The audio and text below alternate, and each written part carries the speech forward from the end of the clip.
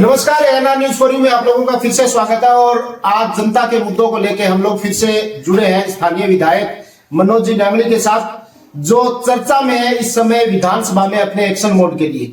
तो बात करते हैं विधायक जी। विधायक जी, स्वागत है चैनल में। सबसे पहले तो आपका धन्यवाद आपका, राजगीर की जनता और मेरे को देखने वाले सारे मेरे नागरिक बंधुओं को मेरा राम राम भाई। विधायक जी, इस समय काफी एक्शन मोड में नजर आ रहे हो। 2 बार विधानसभा में पहुंचे हो जीतने के बाद में, और दोनों बार धमाके कर रहे हो। क्या बात है, एक्शन प्लान पहले से लेके चल रहे हो या अब की बार चुनाव के अंदर कुछ अलग ही जोश आ गया है? देखिए, 2 बार विधानसभा पहुंचा नहीं हूँ, राजगीर की जनता ने पहुंचाया है जी। इसलिए राजगीर की जनता का फिर से धन्यवाद, आभार प्रकट करता हूँ।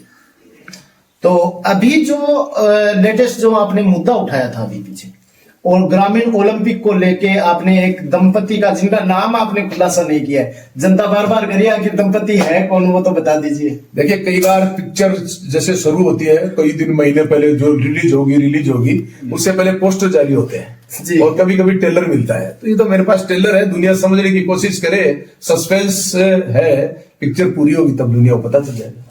तो अभी आप सस्पेंस बरकरार रखना चाहते हैं? मैं तो नहीं रखना चाहता, लेकिन जनता अपने आप में समझदार है, समझती है। ठीक है। बात करते हैं, आपने मुख्य खेल अधिकारी के चयन में भी एक मामला उठाया है, और जिसके ऊपर शायद आपने जांच की तरफ जो है वो कदम बढ़ चुके हैं। क्या मामला है पहले? देखिए, मैं तो इतना ही कहना चाहता हूँ, मुख्य खेल अधिकारी कोई व्यक्ति नहीं है जी।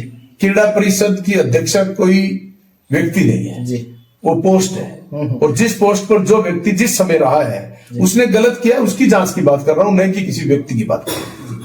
अच्छा, ठीक है। इसके बाद अपने आते हैं अपने स्थानीय मुद्दों पे।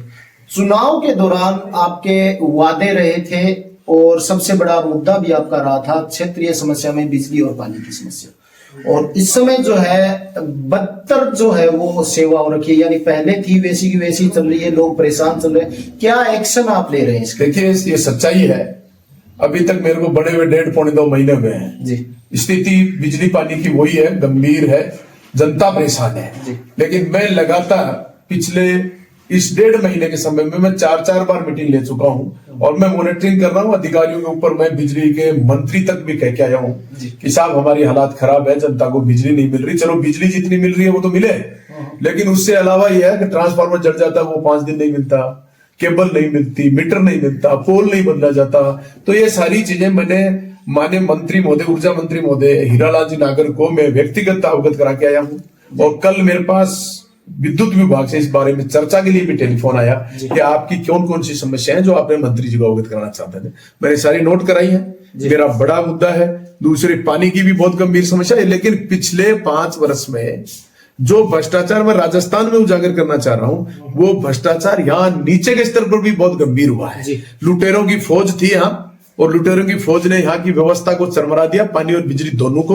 और वो चरमराई व्यवस्था को सुधारने में थोड़ा समय लगा हुआ। निश्चित रूप से जनता को मैं मेरी तरफ से विश्वास दिलाना चाहता हूँ कि 5 वर्ष में मैं आपके लिए वो ताकतें लगाऊंगा जितना बेहतर हो सकेगा मैं करने का प्रयास करूंगा, और आपकी मूल सुविधाएं हैं उनके लिए प्रयासरत रहूंगा। अपने क्षेत्र की एक समस्या भी है सिद्धमुख नहर, जो पानी आने की जिसमें बात थी, कहां तक वो मुद्दा आप पहुंचा रहे हैं? क्या उसके ऊपर आपके इस समय एक्शन चल रहा है? राजस्थान की विधानसभा में मेरी शपथ लेने के बाद जब मेरे को बोलने का मौका मिला माननीय राज्यपाल के अभिभाषण पर, उस समय भी मैंने इस नहर के मुद्दे को मेरा प्रमुख मुद्दा रखते हुए प्राथमिकता से रखा है। सरकार से मैंने इनकी पानी की भी बात करी है, मैंने चकबंदी मुर्बाबंदी की भी बात करी है, और मैंने उन नेताओं का नाम लिया सदन में जिन नेताओं ने 40 साल में यहाँ पट्टिका लगाने में कसर नहीं छोड़ी। जो सोनिया गांधी हो, राहुल गांधी हो, राजीव गांधी हो, ये अशोक जी गहलोत हो, सबकी पट्टिकाएं लगी है शायद। वो मैंने विधानसभा में कहा था, पट्टिका तो लगी है लेकिन पानी नहीं मिलता। तो हम पानी की लड़ाई भी लड़ेंगे, चकबंदी मुर्बाबंदी भी लड़ेंगे। 5 साल में हो सकता है, निश्चित रूप से हम कराने का प्रयास करेंगे। जिस भ्रष्टाचार का हम लगातार जिक्र कर रहे थे कि भ्रष्टाचार जो है वो बढ़ता आ रहा है। चुनावों में भी ये चीज चलती रही थी, हमारी चौपालों के दौरान भी गांव में ये चीज चर्चा का विषय रही थी कि क्षेत्र के अंदर जो है वो भ्रष्टाचार लगातार बढ़ रहा है, और काम जो है विकास कार्य वो जो है वो अधूरे पड़े।